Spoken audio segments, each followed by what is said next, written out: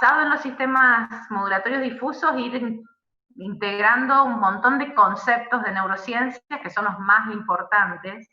Como siempre les digo, es un tema complejo, pero si tienen en claro ciertas bases, cuestiones básicas de neurociencia, van a poder relacionar un montón de cosas, ¿sí? Entonces ¿se acuerdan que habíamos ido dejando,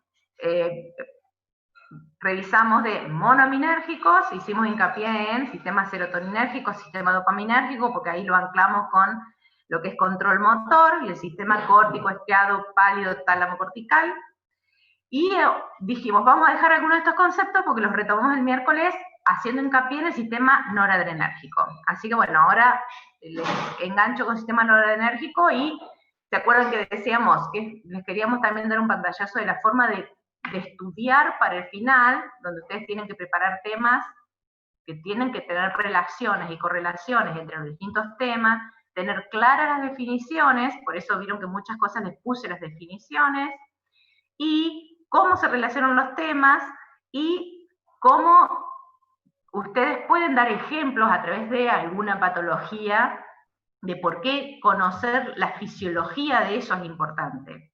Que seguramente ustedes ya en fisiopatología ven la importancia de eso, nosotros por eso elegimos algunas situaciones o algunas situaciones patológicas para que puedan solamente evidenciar la importancia de conocer eso.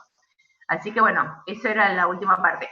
Que el por qué se los ponemos así, para que cuando ustedes vayan estudiando se vayan haciendo las preguntas referido a cada uno de esos ítems, porque si bien ustedes a lo mejor lo desarrollan y no desarrollan todos los temas cuando hacen la exposición oral, nuestras preguntas pueden ir a atender a esas cuestiones que ustedes, entonces se las mostramos para que las tengan en cuenta mientras van estudiando. Porque si mientras van estudiando no se lo preguntan, posiblemente, ¿sí?, nosotros sí se lo preguntemos en el examen y va a ser la primera vez que tienen relación con eso. Entonces, si ustedes lo tienen en cuenta mientras van estudiando, pueden ir armando mejor su discurso para presentar el tema en el examen final. Bien, entonces vamos a pasar a de pantalla.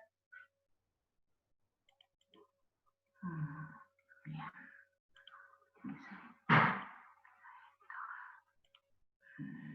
Vamos. Bueno, ahí pueden ver, ¿bien?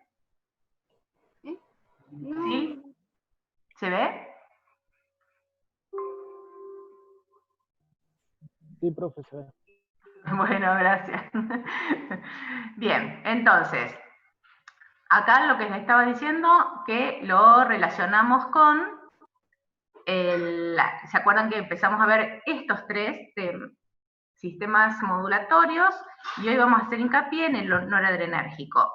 Habíamos hablado solamente y referenciado el sistema noradrenérgico referido a que Lucus ceruleus, toda la inervación que parte, todas sus eferencias hacia la corteza, la habíamos relacionado con el estado de vigilia y atención, ¿sí?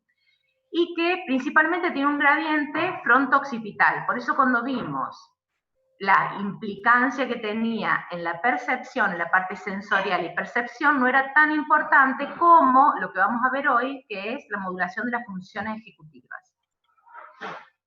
¿Qué podemos decir de las neuronas noradrenérgicas? Que la mayoría, el gran porcentaje parten del lucus ceruleus. Fíjense que ese lucus ceruleus está regulado a su vez, su funcionamiento, por neuronas GABAérgicas, que ya sabemos que es un sistema que tiene efecto inhibitorio siempre, ya que todos sus subtipos de receptores, GABA A, GABA B y GABA C, generan una hiperpolarización de la membrana, por lo tanto esa membrana pierde excitabilidad frente al la siguiente señalización, pero recibe un montón de, fíjense, de estimulaciones que tenemos como estimulatorio glutamato. Sabemos que el glutamato es el neurotransmisor excitatorio por excelencia, todos sus receptores AMPA y todos los metabotrópicos tienen efectos despolarizantes, y A su vez, acá tenemos, fíjense, núcleos del RAFE. Serotonina va a tener, dependiendo del receptor sobre el que actúe, efectos excitatorios o inhibitorios. O sea que la sumatoria de todas esas aferencias que llegan al locus coeruleus, ¿sí?, se integran, miren a lo básico que voy, que se integran en el cono axónico, porque se suman, hay una sumatoria de todas estas señalizaciones, y fíjense, las referencias a dónde llegan. Llegan prácticamente a todo el encéfalo, pero nosotros vamos a hacer hincapié en qué, en lo que veníamos desarrollando, en la corteza, en la neocorteza.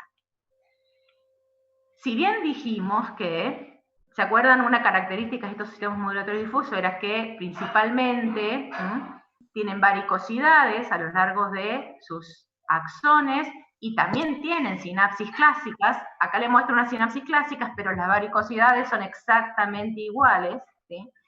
Y acá tenemos entonces la noradrenalina, cuando se libera, tiene receptores postsinápticos. Ustedes estos receptores las conocen, porque son los mismos receptores, subtipos de receptores que hemos estudiado a través del sistema nervioso autónomo, donde lo que sí acá tenemos, que principalmente son receptores postsinápticos, alfa 1, beta 1 y beta 2, y alfa 2 es por excelencia el autorreceptor, o sea, el que hace la regulación de la propia liberación del neurotransmisor.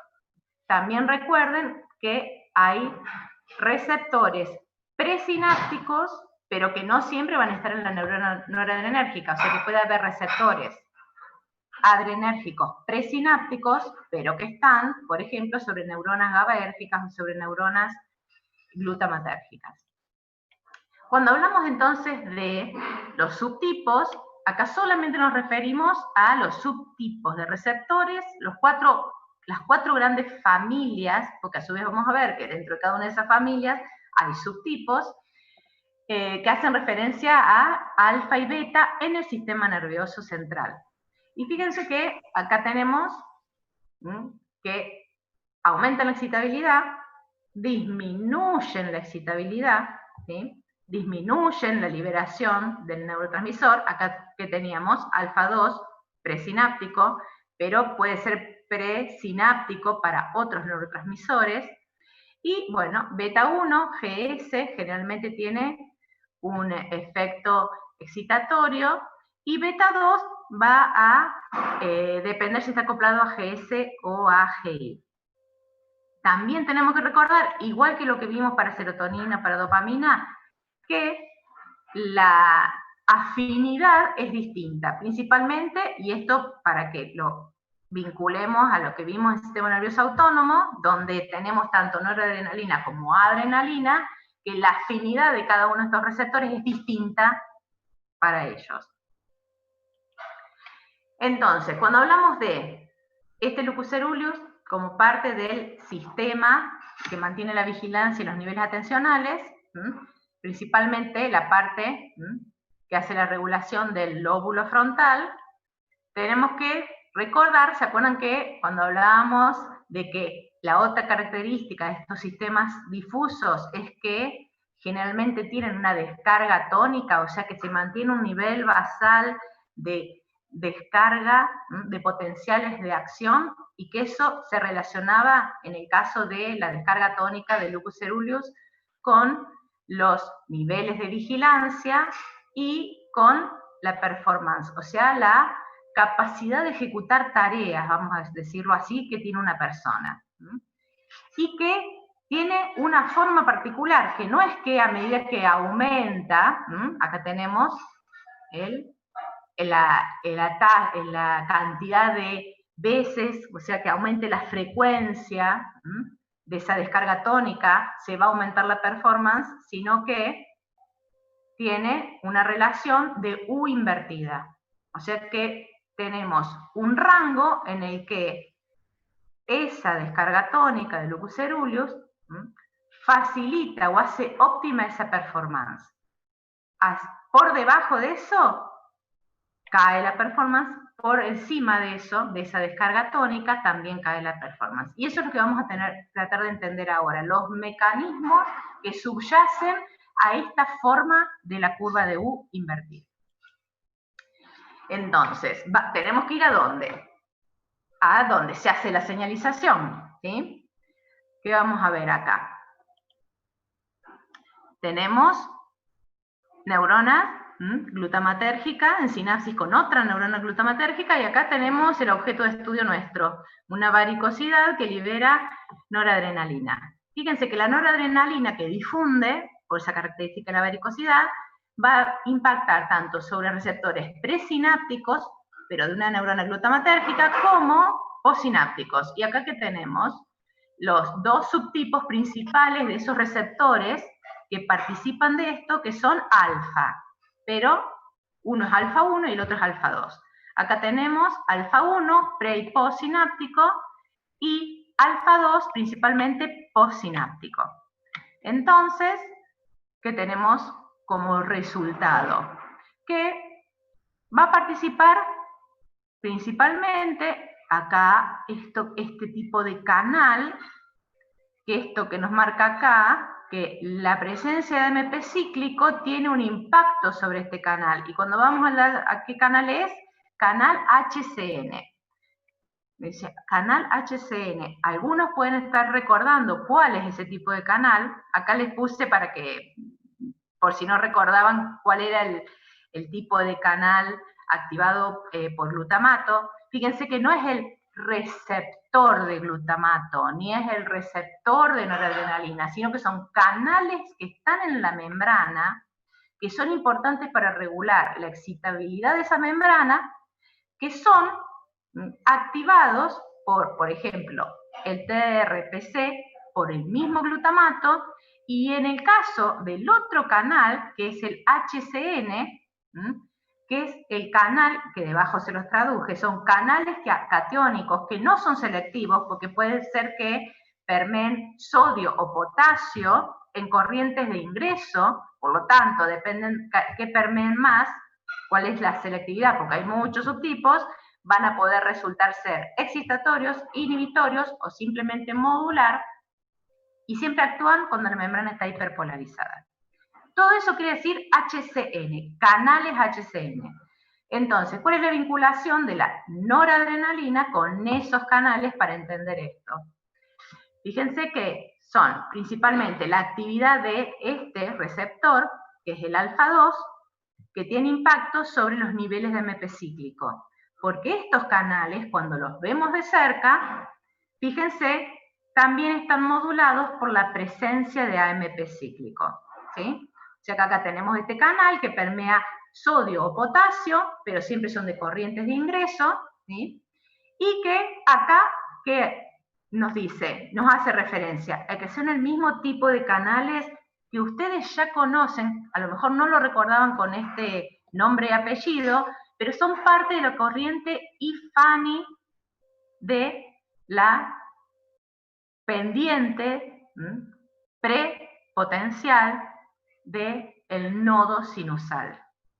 O sea que estos están en el corazón, en el nodo sinusal, este tipo de canales, y están en el sistema nervioso cumpliendo la misma función, que son, fíjense acá que están, o ayudan a restablecer el potencial de membrana, o ayudan a regular la tasa de gatillo de esa membrana, o colaboran con que aparezca o desaparezca rápidamente un potencial local generado por otro neurotransmisor. Por eso hablamos de que modelan o modulan la integración dendrítica y regulan, por lo tanto, la transmisión sináptica. Fíjense que son los canales que los tenemos muy dejados de lado, pero actualmente son muy importantes, porque se le dieron un montón de funciones. Fíjense, en el corazón, regulando la frecuencia cardíaca, y en el lóbulo frontal, regulando la capacidad de atención y de poder ejecutar funciones importantes como las funciones ejecutivas, valga la redundancia. Entonces, si volvemos a los subtipos de receptores alfa 2, que están, dijimos, en la posinapsis, cuando se libera la noradrenalina, estos alfa-2 están acoplados a una GI, por lo tanto, disminuyen los niveles de AMP cíclico y se cierran estos canales. En este caso, estos canales, que los marca acá, estos canales, fíjense, tienen una salida para afuera.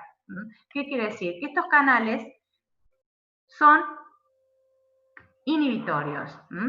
Por lo tanto, sí, y el AMP cíclico, ¿se acuerdan? Lo vimos, los mantiene abiertos. Por lo tanto, si por acción de la noradrenalina actuando sobre alfa-2 disminuye los niveles de AMP cíclico, caen los niveles de AMP cíclico que están basales, por lo tanto, se cierran esos canales. Y al cerrarse esos canales, que son inhibitorios, ¿qué pasa con esa membrana? Se hace más excitable.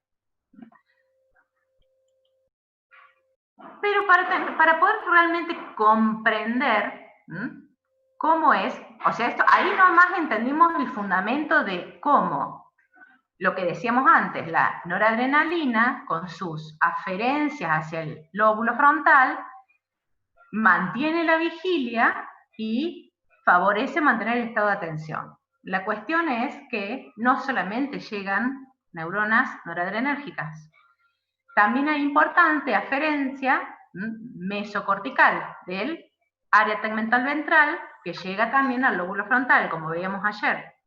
Y cuando observamos el funcionamiento de los dos sistemas en conjunto, fíjense qué pasa.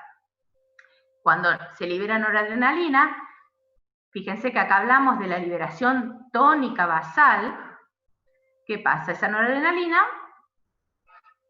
se une a los receptores alfa-2, fíjense que acá hay de dos tipos, por eso decíamos la familia de receptores alfa-2, y la dopamina se une posinápticamente en esta neurona glutamatérgica a receptores de 1, pero sobre todo a receptores de 3, porque tienen mayor afinidad que los de 1. O sea que los niveles basales, esa descarga tónica, mantiene los niveles de alerta, vigilancia, a través de estos dos subtipos de receptores. Y es lo que nosotros nos referimos con esto. Este recuadro que lo venimos marcando se mantiene gracias al balance adecuado de los niveles, tanto de la noradrenalina como de dopamina. Ahora vamos a ver realmente cómo lo hacen. Y acá viene el núcleo de la cuestión, que son los canales que veíamos recién. Entonces sabemos que va a tener aferencias. Esto es una espina dendrítica de una neurona glutamatérgica, del lóbulo frontal, prefrontal. Estas serían las señales que va a recibir esa espina de otras aferencias, glutamatérgicas, por ejemplo, principalmente. Acá que tenemos noradrenalina, dopamina. Acá tenemos receptores alfa-2 y acá receptores de 1. Alfa-2A y receptores de 1. Cuando están activados los dos, balanceados en esto que nosotros veíamos en el medio de la curva, ¿sí? ¿Qué vamos a tener? Que los niveles de AMP cíclico están balanceados. ¿Por qué? Porque así como alfa-2 vimos que está acoplado a una GI y disminuye los niveles de AMP cíclico, de 1, ¿se acuerdan? Está acoplado a una GS y aumenta los niveles de AMP cíclico. O sea que el balance, los niveles normales de esa descarga tónica del sistema noradrenérgico y dopaminérgico, mantienen los niveles de AMP cíclico basales que mantienen cierto número de esos canales de membrana, que son inhibitorios, abiertos.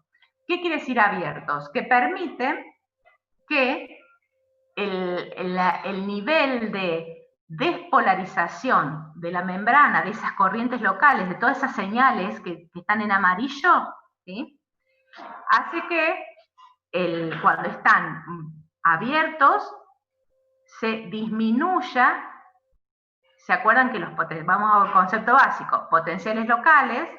¿Se acuerdan que tienen una amplitud que depende de la señal de ingreso, código neuronal? ¿Se acuerdan? Básico, Depende de la cantidad de neurotransmisor que se libere, la cantidad de receptores que están activados, y eso genera un potencial local postsináptico excitatorio graduado. Y esa es la amplitud de ese potencial graduado lo que regula la apertura de estos canales, que por eso a veces se llaman rectificadores también, ¿sí? Por lo tanto, si hay muchos de esos canales abiertos, que son inhibitorios, disminuye la corriente local. Si se cierran, aumenta la señal de la corriente local. Esa es la forma de regularlo a través de ellos. Entonces, ¿qué habíamos dicho? Cuando se une, principalmente hay una gran descarga de noradrenalina a través de los alfa-2. ¿Qué pasa con los niveles epicíclicos, que son los que mantienen abiertos estos canales? Cae. Proporcionalmente, algunos canales se cierran. Por lo tanto, esa amplitud es mayor. O sea que hay más probabilidades de que esa señal llegue al cono axónico y se descargue un potencial de acción.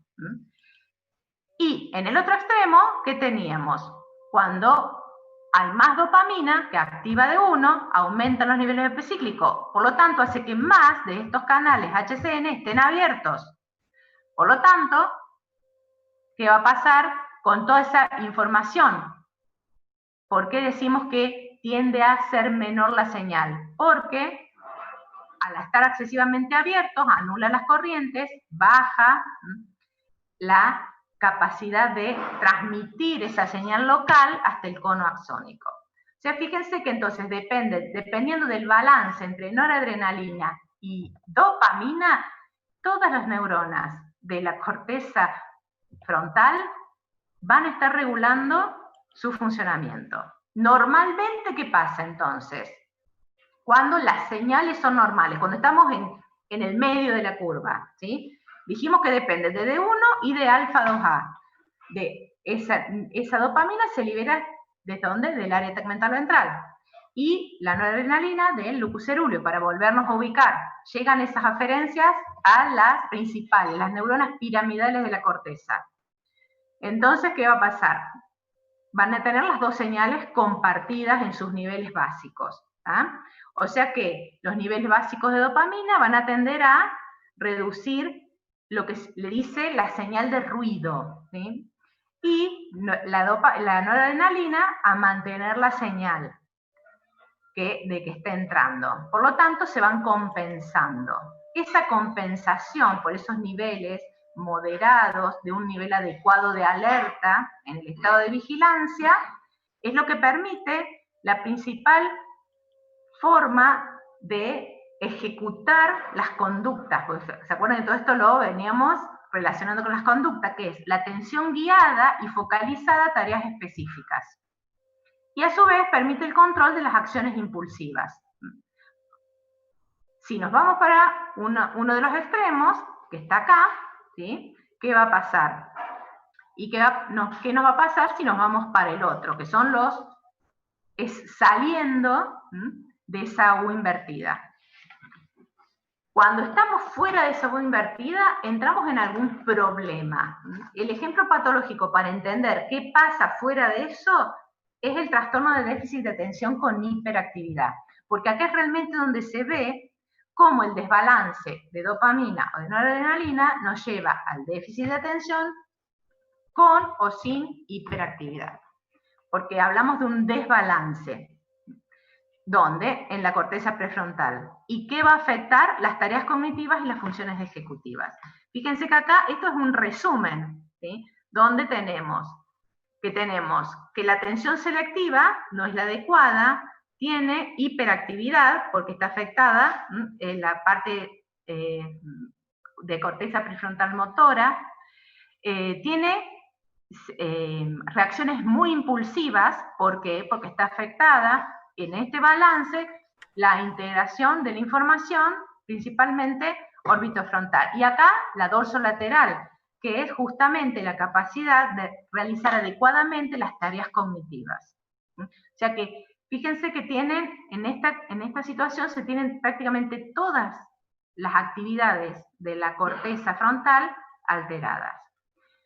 ¿Qué es lo que está pasando en esta situación? Fíjense de qué hablamos, que hay una señal de entrada tanto de noradrenalina como de dopamina baja, ¿sí? Entonces, cuando los niveles, de esos niveles tónicos, ¿sí?, de descarga que teníamos de noradrenalina y dopamina bajan, nos vamos hacia un lado de esa U invertida, donde disminuía la performance, o sea, la capacidad de desarrollar las tareas con eficiencia. En esta situación, esto es lo que nos está mostrando acá, que la poca noradrenalina que se libera se une a los alfa-2 y la poca dopamina que se libera se une principalmente a D3, que tiene mayor afinidad que D1. Obviamente, la estimulación de las neuronas glutamatérgicas es mucho menor que que lo que vimos recién. Y eso va a afectar a qué cosa? Al balance de estas señales que veíamos, a través de qué? De la menor o mayor actividad de los canales NHC, que son los que van a regular las señales que ingresan ¿a dónde? A la neurona glutamatérgica, a la neurona piramidal. Entonces, por un lado vamos a tener que esta señal de la dopamina, que está disminuida, hace que aumente por ese lado esta señal, lo que hace que aumente la impulsividad y la hiperactividad. Y por otro lado, la señal disminuida del lupus coeruleus, que disminuye sus niveles de noradrenalina, facilita la desatención. Por eso, ahí tenemos las dos principales características de este desbalance de la liberación de tanto de dopamina como de noradrenalina. Ahora, ¿qué pasa cuando estas personas están expuestas a muchas señales o a estrés? Tenemos una reacción excesiva de eso. ¿Por qué? Porque, ¿qué concepto vimos anteriormente? Que la disminución de este gatilleo me sale, de esta frecuencia de potenciales de acción, ¿qué hacía en la possinapsis? Exponía más receptores, por lo tanto, cuando llegaba, ¿se acuerdan? Una señal más excesiva, la respuesta biológica va a ser mayor. Bueno, pasa eso por un lado. Y además que también al aumentar los niveles de neurotransmisores que se están liberando, se estimulan los receptores de baja afinidad. Por lo tanto, fíjense que acá van a estar más estimulados los D1, ¿sí? Entonces aumentan mucho más los niveles de MP cíclico, por lo tanto se mantienen mucho más abiertos esos canales, por lo tanto no filtran nada de las señales y cada señal que llegue a esa neurona glutamatérgica va a generar potenciales de acción y eso se transforma en conductas. ¿Ah? Lo mismo pasa con la noradrenérgica. O sea que, fíjense que normalmente la persona está en un lado de la curva y eso es la desatención y la impulsividad e hiperactividad. Hiperactividad que no es tendiente a un objetivo, ¿se entiende? No hiperactividad para desarrollar tareas. Y cuando está expuesta a estrés o a demasiadas señales, aumentan la desatención, los problemas de concentración, porque estamos en el otro extremo de excesiva estado de vigilancia, y también aumenta la ansiedad. Todo esto se da por esa desregulación. ¿Cuál es el origen de todo esto? Se cree, todas estas chicos se sigue estudiando, porque todavía están buscando el fármaco ideal para dar solución a todo esto. ¿A dónde relacionan el origen? Y vamos a un concepto básico. Y a otro concepto que siempre hablamos que tienen que tener en cuenta cuando estudian fisiología, ciclo vital. En este caso es muy importante saber el ciclo vital y saber que la sinaptogénesis en esa corteza prefrontal, ¿sí?, se va dando de distinta manera a lo largo del ciclo vital y eso permite el desarrollo de distintas funciones ejecutivas a lo largo del ciclo vital. Y eso es lo que nos muestran estas curvas, ¿sí? Fíjense que acá tenemos neonato, ¿sí?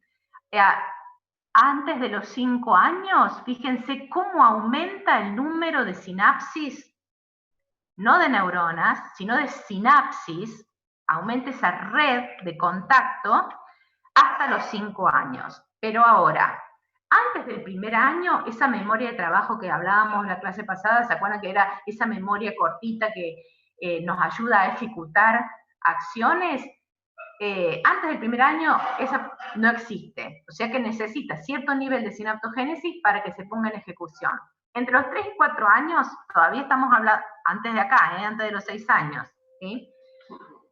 Todavía el sistema noradrenérgico, el sistema dopaminérgico principalmente, no es, y GABAérgico, porque acá tenemos unas neuronas GABAérgicas ahí que son importantes, que no las sacamos de contexto para no complejizar, todavía no están totalmente desarrolladas en su sinaptogénesis, por lo tanto, ese niño no es capaz de mantener la atención por largo tiempo. Ahora, a partir de los 6 años, ya teóricamente ese sería como el umbral en el cual se considera que teóricamente la sinaptogénesis que atiende al working memory y a la capacidad de mantener la atención en un objetivo, ya es la óptima, ¿sí? Y por eso hablamos de que ya tenemos la capacidad de atención focalizada y de planeamiento. Ahora, ¿qué pasa fíjense que hay una meseta ahí, o sea que ya no se desarrolla, no aumenta mucho la sinaptogénesis en esa etapa, entre los 6 y 10 años, ¿sí? Y a su vez comienza lo que se llama como poda sináptica, o sea que se van a perder las conexiones que se armaron excesivamente y que son débiles porque no tienen suficiente utilización por ese sistema nervioso. Y a partir de los 15 años, fíjense qué pasa, decae debido a toda esta poda sináptica y hay situaciones particulares que hacen que esa poda sináptica sea excesiva, o sea que vaya más allá de lo necesario para facilitar el movimiento de la información en esas redes que hacen a una buena función ejecutiva. Cuando es excesiva, ¿por efecto de qué? Por ejemplo, del efecto del estrés crónico durante la infancia, hace que esa poda sináptica sea mucho mayor, que comience antes, por lo tanto va a tener un gran impacto a nivel de corteza prefrontal y de sistema límbico. O sea que hay situaciones particulares de la infancia que van a estar generando futuras complicaciones en el ejercicio de las funciones ejecutivas. Obviamente que se cree que hay factores que generan errores en esta sinaptogénesis a lo largo de todo este proceso y que generarían desbalance, o sea, esa sinapsis de las neuronas dopaminérgicas y noradrenérgicas sobre las células piramidales no se desarrollan adecuadamente y generaría que se empiezan a observar los síntomas. ¿Y por qué hablamos que es evidenciado a partir de los 6 años? Porque fíjense que hablamos que antes de los 6 años los niños todavía no tienen desarrolladas las suficientes sinapsis, entre comillas, lo que llamamos normal, necesarias para mantener largos periodos de atención, ni tampoco para planificar su tarea. Por lo tanto, es imposible ante un niño menor a 6 años decir que tiene un déficit de atención con hiperactividad. ¿Por qué? Porque va a reaccionar así porque no tiene desarrollado su sistema nervioso. Y para recordarles también, aprovechando que esto ahora sinaptogénesis en la corteza prefrontal referida a funciones ejecutivas, que fíjense que estas funciones, después de esa poda, a partir de los 20, se mantienen en una meseta y a partir de los 80 comienzan nuevamente a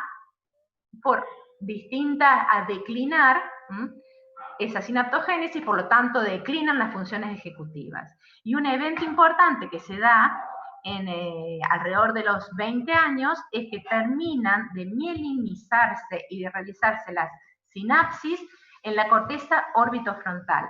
Y se acuerdan que la corteza orbitofrontal es una de las más importantes, que son las que balancean, que nos dan idea de las consecuencias de nuestros actos. O sea que cada evento en el ciclo vital está muy relacionado con la sinaptogénesis y eso impacta en el desarrollo de las distintas funciones ejecutivas.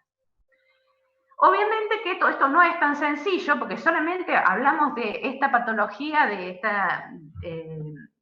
teniendo en cuenta solamente noradrenalina y dopamina, pero fíjense, esto es un botoncito de muestra nada más para que vean que esa neurona piramidal glutamatérgica de la corteza no solamente recibe esa referencia, sino la dopamina, sino que también recibe, dijimos, de otras glutamatérgicas, pero a su vez esto está regulado también por la serotonina, hay interneuronas GABAérgicas, o sea que por eso hablamos que es la integración de todas estas señales está regulada por esos canales NHC.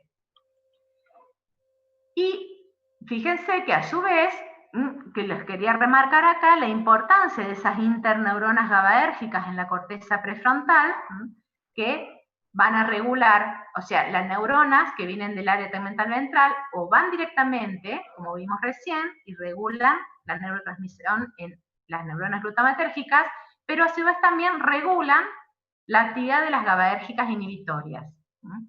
Y acá hay algo que quería remarcarles para que vean que en esa corteza prefrontal, medial, sobre todo que tiene mucho impacto sobre las funciones ejecutivas, fíjense que ahí tienen un receptor. Tienen los receptores GABA-B, que son autorreceptores de GABA, tienen los receptores de 2, que ahí funcionan como reguladores de ¿qué? De la liberación de GABA, y tienen otros que regulan la liberación de GABA, que son los CB receptors. O sea, ¿alguno sabe de qué sustancia estamos hablando cuando hablamos de CB1? ¿Se acuerdan? Si hicieron el TP virtual de nocicepción, a lo mejor se acuerdan.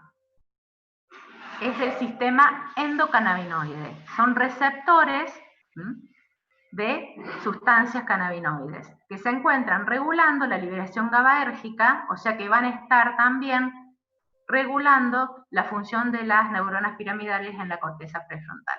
O sea, por eso nosotros hablamos solamente como ejemplo del balance noradrenalina-dopamina, pero hay que tener en cuenta que es una red que tiene muchas patas. Y como para complejizarlo, algo que vimos el año pasado, que estuvimos trabajando cuando veíamos el sistema digestivo, que era el eje, ¿sí? ¿Se acuerdan? Donde tiene gran impacto la microbiota, que era el eje que se daba entre el tubo digestivo y el sistema nervioso. Sobre qué impacta sobre muchos de estos receptores, tanto serotoninérgicos como noradrenérgicos. Y por lo tanto, es también la base sobre la cual se está estudiando muchas de estas patologías, las que vimos, que ayer también ustedes nombraron lo que era el espectro autista con las neuronas espejo, y por ejemplo también las patologías relacionadas con el déficit de atención con hiperactividad. Como para ir terminando, bueno, ir terminando una parte, eso es lo que estábamos hablando como una patología. Ahora, en una situación normal, toda persona está expuesta a estresores.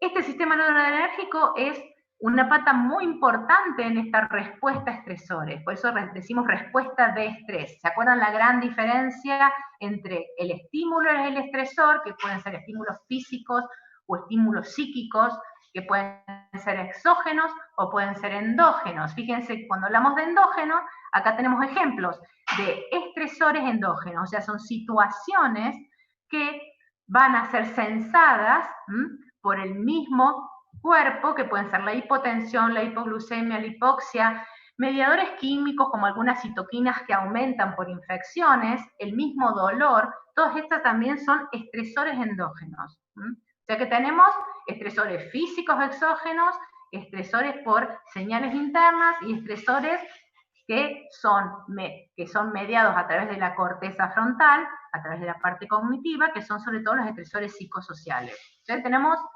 constantemente miles de señales estresoras, que muchas son como vimos algunas, hablamos de la capacidad de coping, la clase pasada, o sea que son evaluadas por el sistema cognitivo, ¿sí? Y pueden ser sobrellevadas, y en algunos casos no son sobrellevadas. ¿Por qué? Porque ingresan directamente a un nivel de ese cerebro triuno, ¿sí? No al nivel neocortical, sino al nivel del sistema límbico, y la reacción es límbica. Por lo tanto, el núcleo amigdalino es el que gobierna la reacción ante esa situación de estrés. Y en este caso les quería dar el otro ejemplo, que es que existen otro conjunto de neuronas, si bien el locus coeruleus es el más importante, no es el único, sino que fíjense que acá están marcadas todo alrededor del locus coeruleus, hay otra serie de conjuntos neuronales que tienen que son todos noradrenérgicos, ¿sí? Y que participan sobre todo en la respuesta a estos estresores. Ahora, esa flechita lila que ven acá, ¿sí? Esa flechita lila, la flechita lila que siempre cuando ustedes hablan de estrés, que hacen una flechita y ponen estrés, y que nosotros generalmente le decimos, ¿y esa señal de estrés?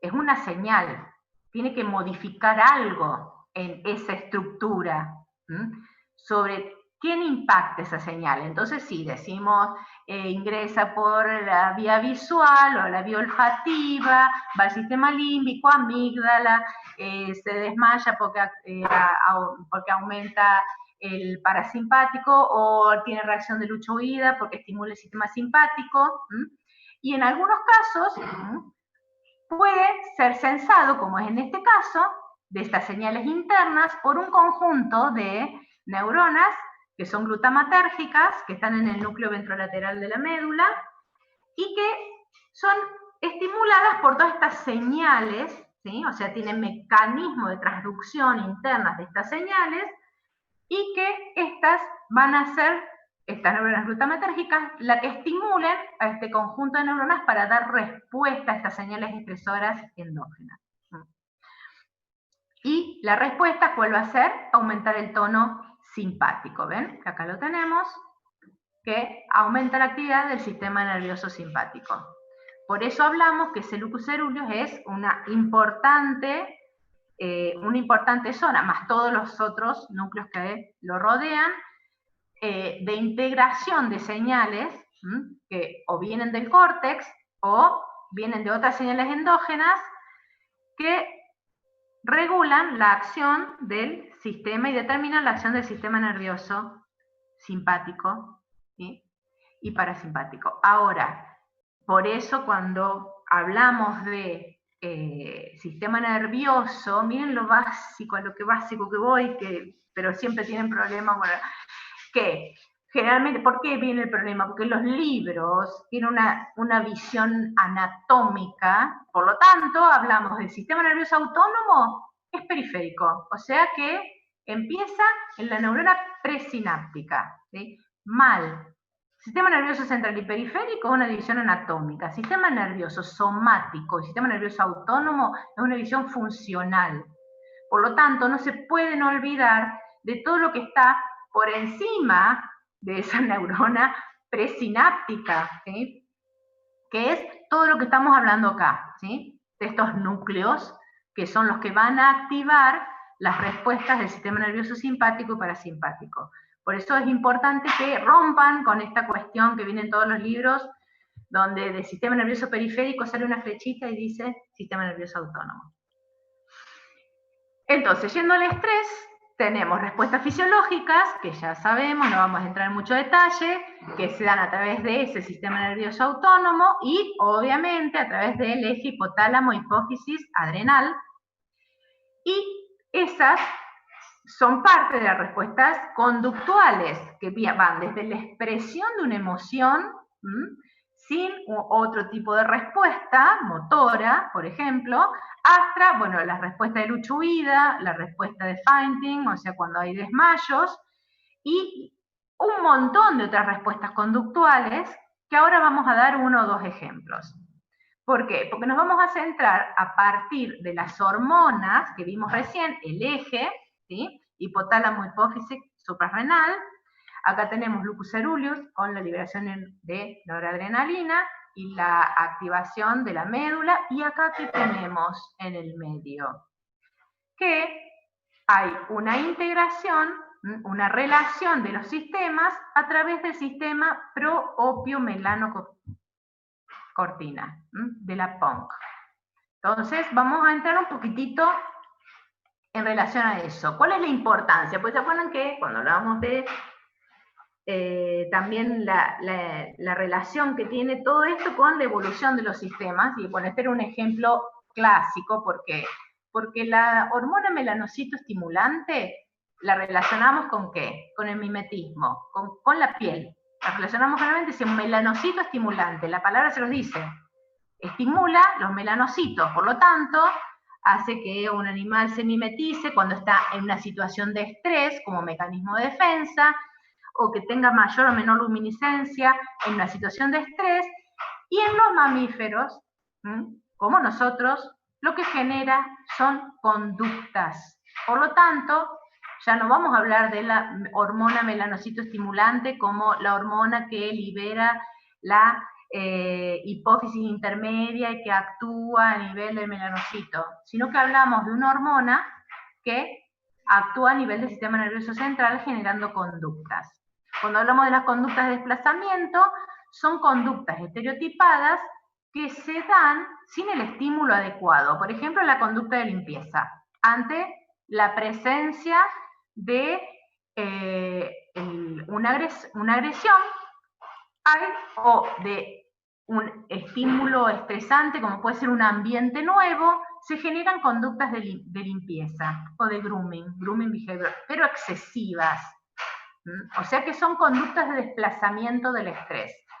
En el humano también hay conductas de desplazamiento del estrés en las situaciones estresantes.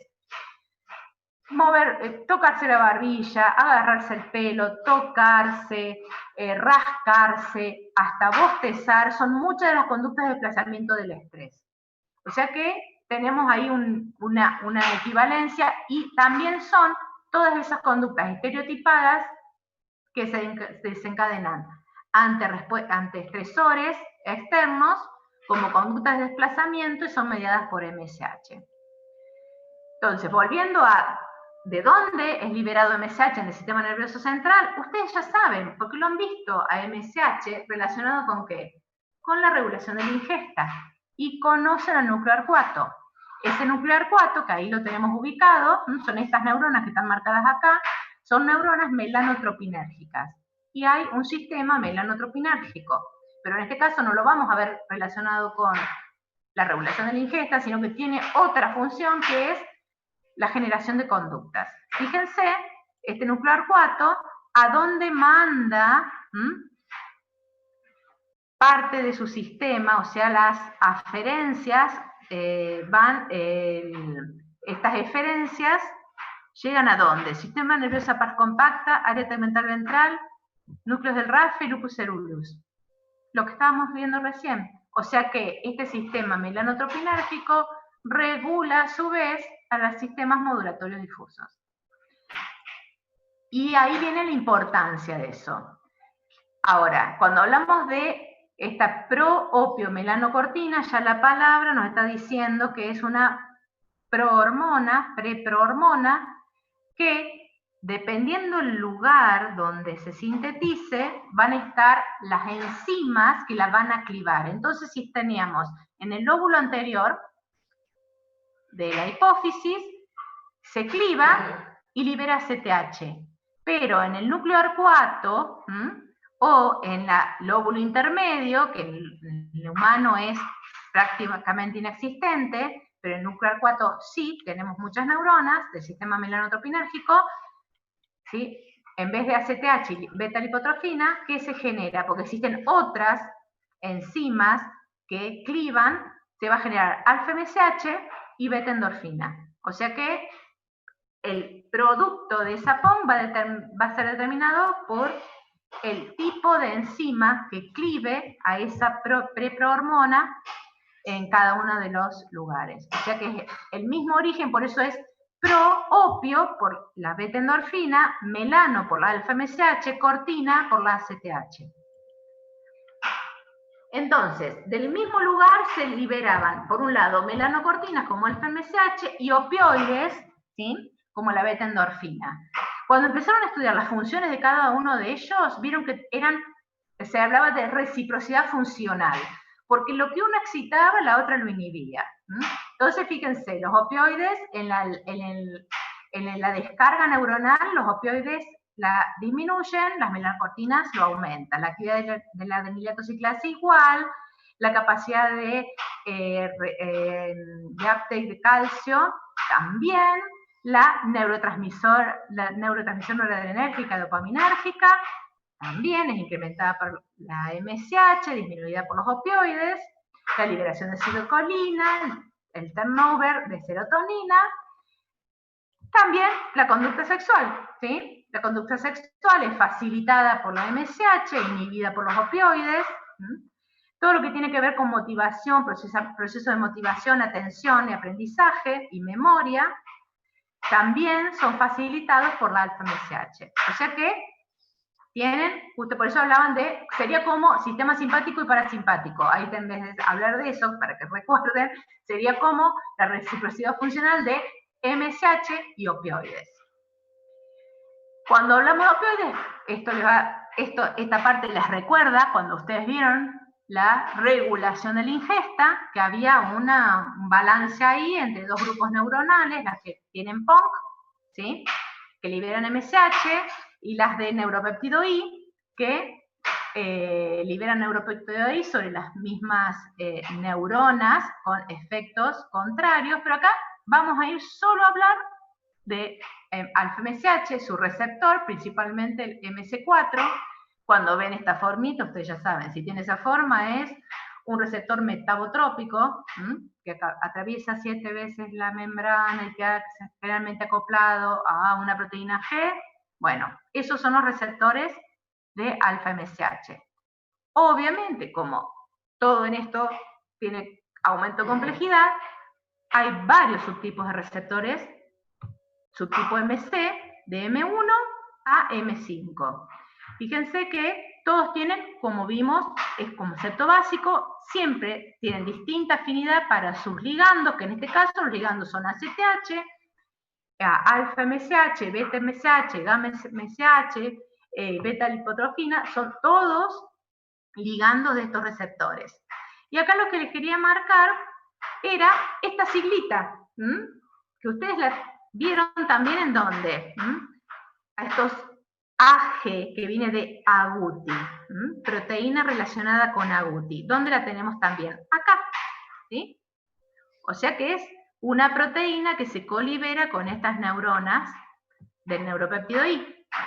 Y fíjense qué hace esa proteína agouti, que es un neuropéptido que se colibera, otro concepto básico, que en muchas neuronas de estos sistemas se colibera un neurotransmisor, como es el neuropéptido I, con una proteína, o un neuropéptido, perdón, como es el agouti.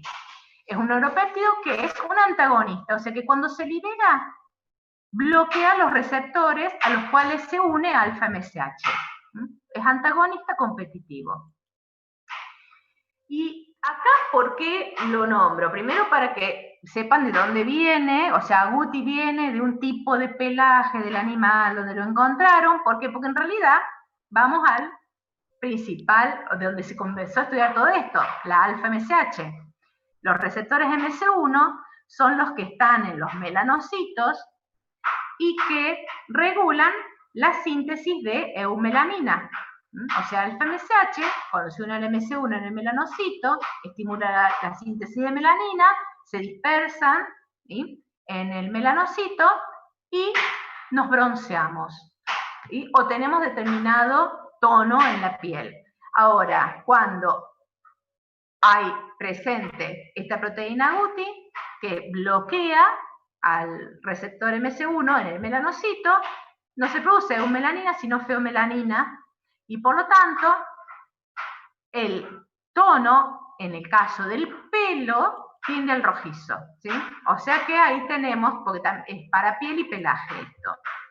¿Y qué se observó entonces? Ahí tenemos los dos, la síntesis de la integración de las funciones. Acá tenemos estos ratones que producen eumelanina porque el receptor FMSH actúa adecuadamente en el melanocito sobre MS1, pero a nivel hipotalámico sobre MS3 y MS4, porque la proteína Guti no está en exceso.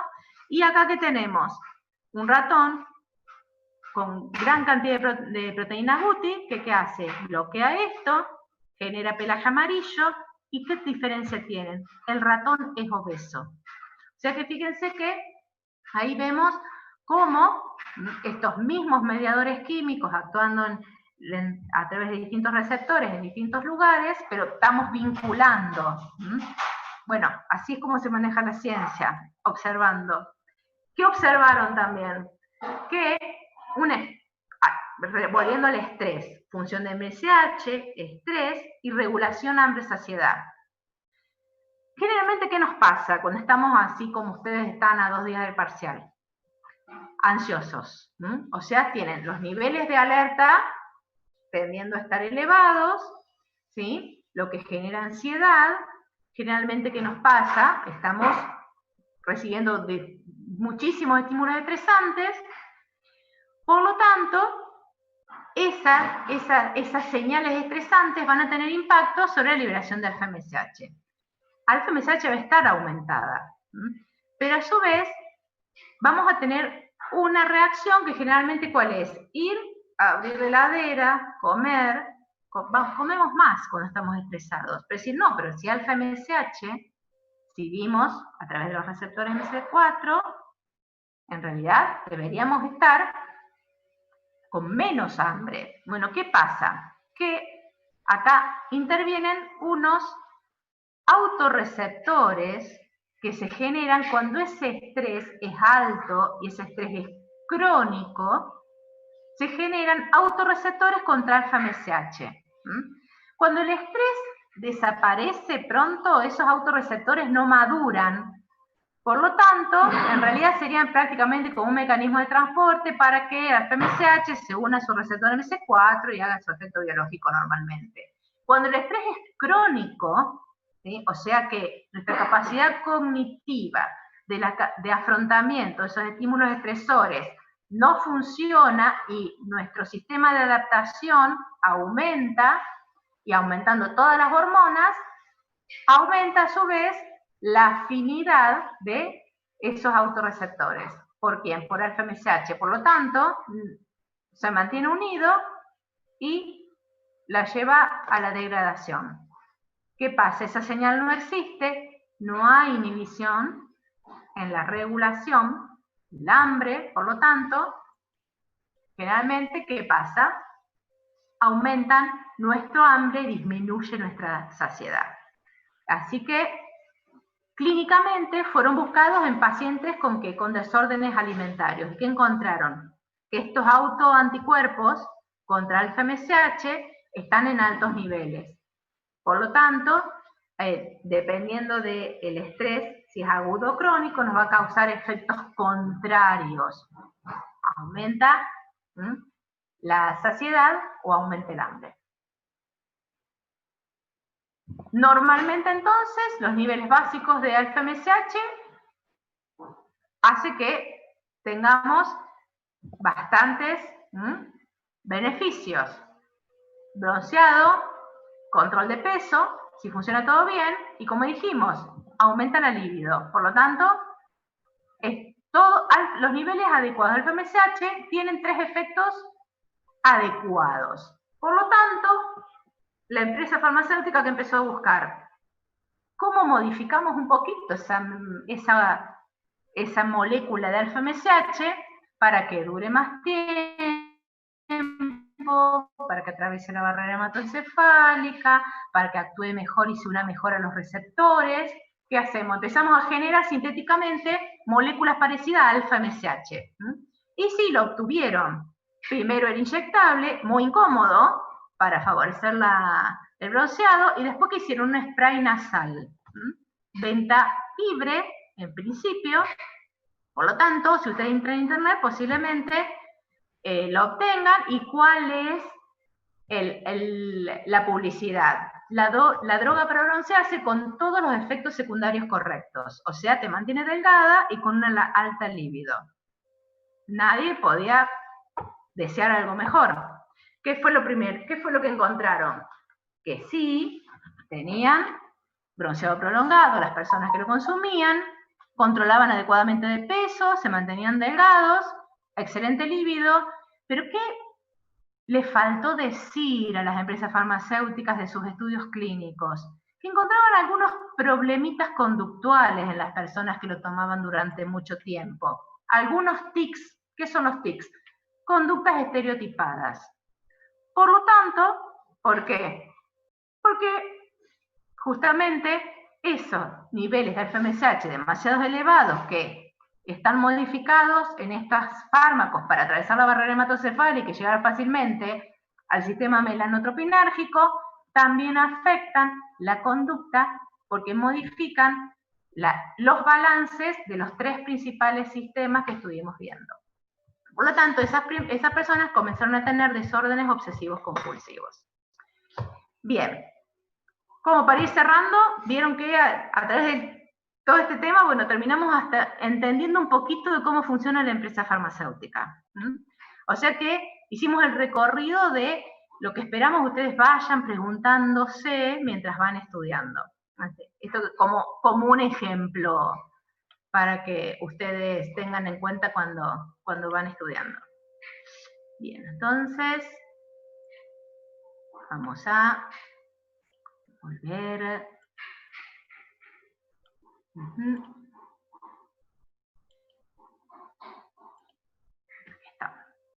Bien, no sé, chicos, ¿están? No sé si me oyen.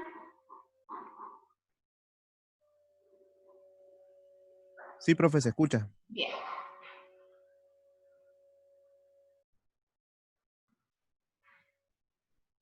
Bien, entonces esto es como un ejemplo como para que vean que si bien en los teóricos generalmente hacemos el recorte para que se entienda lo más sencillo, generalmente cuando ustedes estudian neurociencia se van a encontrar con algunos momentos que les parece que es contradictoria la información, pero es porque en el recorte dejamos cosas afuera para que no sea tan complejo. Entonces, bueno, eso es lo que les dijimos al principio, que a veces tenemos que aprender a vivir con la incertidumbre, y sobre todo en neurociencias. Sobre todo porque todavía creo que ni los psiquiatras saben muy bien que están recetando, porque ni siquiera los más especialistas en neurociencias saben sobre todas las acciones que puede tener un psicofármaco. Bien.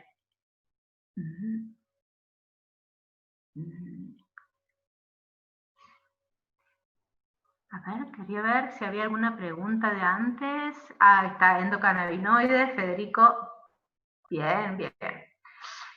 Bien, bueno, eso también es un ejemplo de cómo cualquier justamente psicofármaco, cualquier sustancia que impacte sobre esta delicada red, que fíjense el balance químico frágil que tiene, impacta directamente en la conducta y en el estado de humor, en la emotividad, en cualquiera de las, y en cualquiera, sobre todo en cualquiera de las funciones ejecutivas. Así que, no les voy a decir lo que está diciendo mi marido en este momento que está cocinando. Bien. Bueno. ¿Se podría decir entonces que todos los sistemas difusos tienen importancia? Sí, sobre todo el dopaminérgico no tanto, ¿sí? Fíjense que los más importantes son, así en peso, el noradrenérgico y el que no vimos, que ustedes lo tienen cuando hablan en los teóricos de atención, que es el colinérgico. Esos son las bases, los pilares que mantienen el sistema de alerta, ¿sí?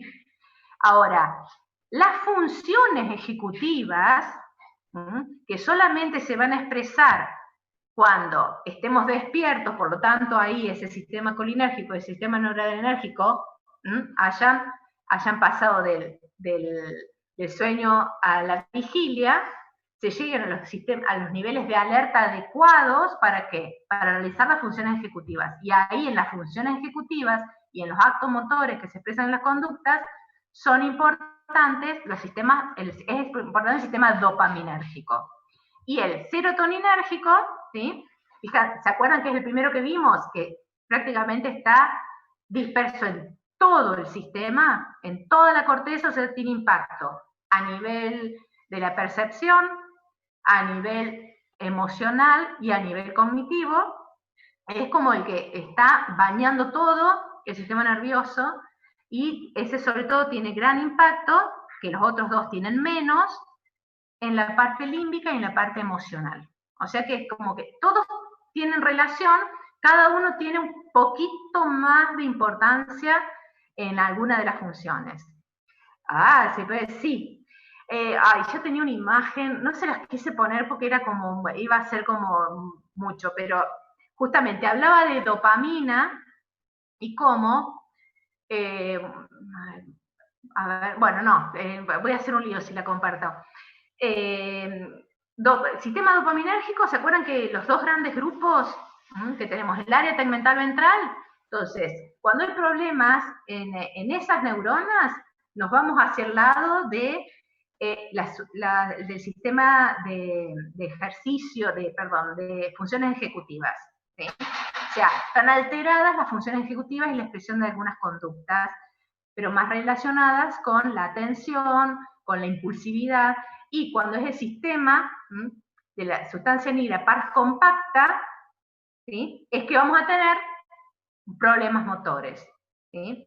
O sea que, y la otra cosa importante es que hay neuronas que integran estos dos, que relacionan estos dos sistemas, pero generalmente obtenemos más efectos motores porque están más afectados el sistema de la sustancia negra, o más efectos en las funciones ejecutivas porque está más alterado el otro sistema, que es corticolímbico, que es el del área tegmental ventral.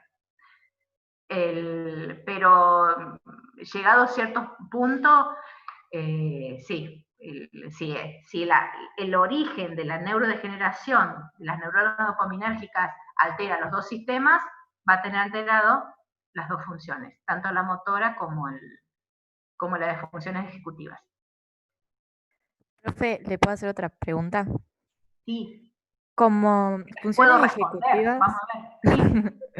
Sí. ¿tomamos las tres que usted nos dijo? Porque en el teórico hay otras. ¿Tomamos las tres como principales o más las que están en el teórico, que son conceptualización, formulación de metas? De las funciones ejecutivas, esas serían como partes, sería como ir de menor a mayor en cuanto, como función ejecutiva de conceptualización, quiere decir cómo uno, bueno, la palabra se los dice. Fíjense que nosotros hacemos hincapié en que puedan desarrollar un concepto. Eso es una función ejecutiva. Lo que estamos diciendo es, tenés todo un sistema que te ayuda a poder definir algo. Eso es conceptualización. Por eso un niñito chiquito no lo puede hacer, no puede definir o conceptualizar, porque todavía no tiene la sinaptogénesis. También podés categorizar. Lo hacemos inconscientemente, constantemente que estamos categorizando, estamos clasificando y estamos seleccionando. O sea, son funciones ejecutivas, las hacemos y las hemos hecho toda nuestra vida a partir de cierta edad. Ahí le estamos dando nombre y apellido, nada más. Pero son parte de las funciones ejecutivas. Nos van a ayudar a llegar a ejecutar la tarea adecuadamente, que es lo que dijimos hoy. Buenísimo, profe, gracias.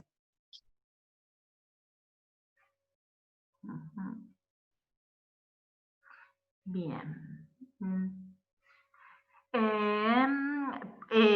Pueden llegar, sí, en general, o sea, Parkinson no tiene problemas en la sinaptogénesis, generalmente son problemas de neurodegeneración, a veces son por sustancias tóxicas, o simplemente vieron que las sinapsis se van perdiendo a partir de los 80 años, puede empezar a ver sin ser Parkinson, ¿sí? Problemas motores, problemas cognitivos, ya se dejan de desarrollar adecuadamente las funciones ejecutivas. cuando hablamos de Parkinson, en algunos casos de esquizofrenia, leí que sí, no soy especialista en eso, me resulta apasionante, pero sí, puede ser, y como lo que vimos recién,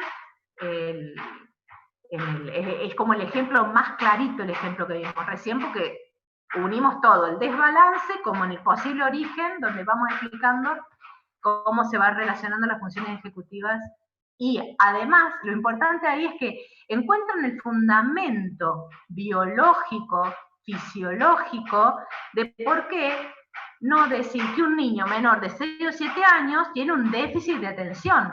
O sea, ustedes pueden ahora fundamentarlo, están en tercer año de medicina y pueden fundamentarlo. De ahí la importancia de la fisiología, de poder fundamentar una observación clínica, fundamentar cuando ustedes estén en fármaco, en fármaco entender la acción de los fármacos, y cuando estén en el clínico, fundamentar una terapéutica. Siempre van a volver a la fisiología.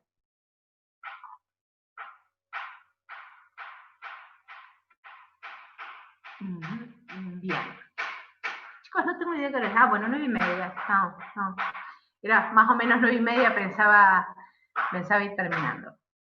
Pero como hablando del parcial, fíjense que les hemos estado haciendo hincapié en las cuestiones básicas. Nosotros en el parcial lo que esperamos es que puedan reconocer mecanismos básicos, ¿sí? Mecanismos básicos, cuando hablamos, ¿qué son mecanismos básicos? Que existen distintos tipos de neurotransmisión, que las varicosidades son de una forma, las sinapsis clásicas son otras. Esa es un concepto básico. Que los receptores tienen distinta afinidad, eso es un concepto básico.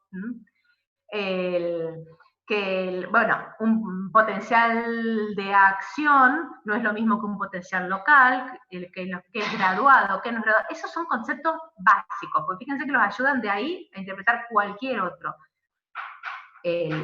Ahí vamos con las cuestiones que son importantes para un parcial, sobre todo un parcial de la forma de parcial que tenemos, que es múltiple opción, que va a eso, a que encuentren cuáles son las respuestas que atienden a los conceptos básicos, sobre todo en neurociencia, que es bastante más complejo. Después tenemos el examen final como para que veamos si correlacionan todos los sistemas. O sea, los sistemas, digamos, todas las funciones. Pero sí saber reconocer que es una función ejecutiva, que no es lo mismo que decir control motor, que no es lo mismo que decir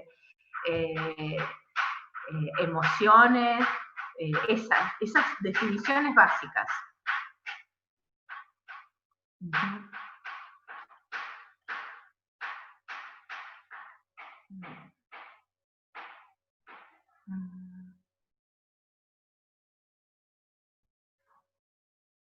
Acá hay una pregunta que encuentro de Joaquín. Dice, ¿la sinaptogénesis se realiza de forma natural o se necesita de estímulos para que se desarrolle?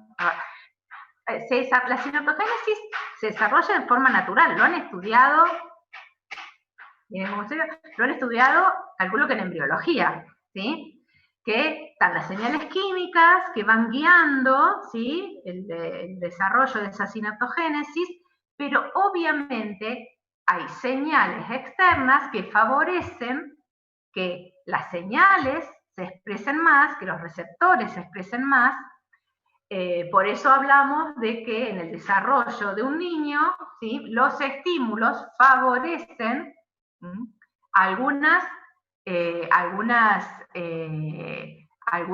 sinaptogénesis en particular, porque obviamente no hablamos de la sinaptogénesis del feto, sino de la sinaptogénesis de un neonato. Por eso hablamos de los colores vivos, ¿sí? De la movilidad de esos niños, que sean libres en sus movimientos, porque cuanto más movimientos puedan ir y cosas puedan tocar, se van desarrollando esas redes neuronales.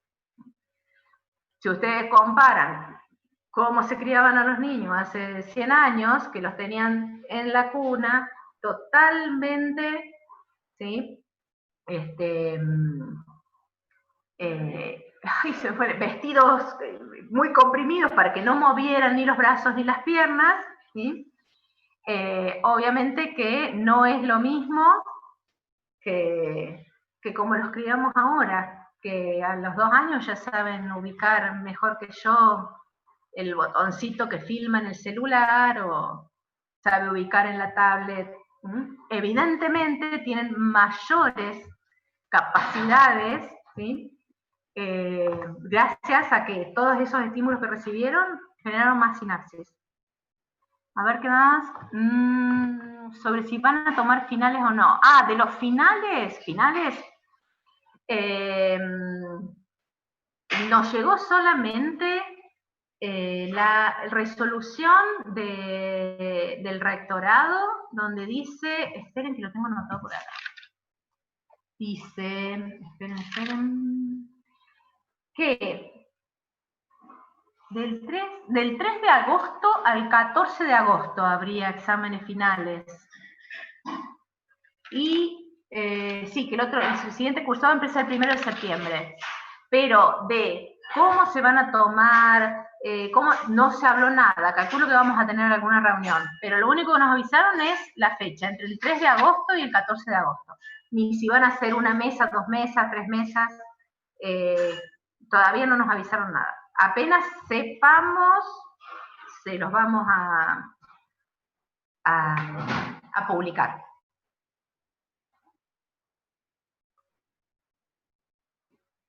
Bien. Estaría confirmada la fecha, pero no el método. No, calculo que vamos a tener que tener alguna reunión.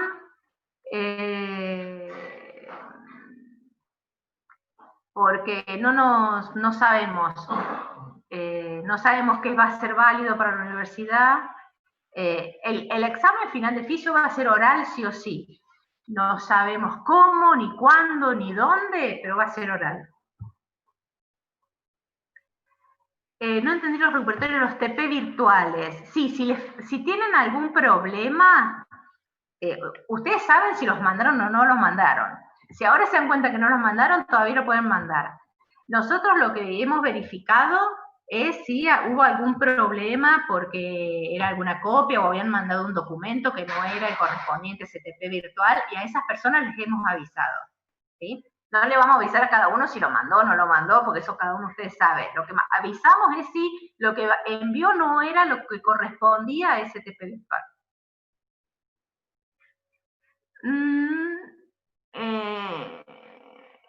Del primer y segundo parcial, y bueno, del primer y segundo parcial, el primer parcial vimos potencial de membrana y potencial de acción. Fíjense que hoy fuimos a las cosas básicas de membrana, de receptores, de potencial de membrana, potencial de acción.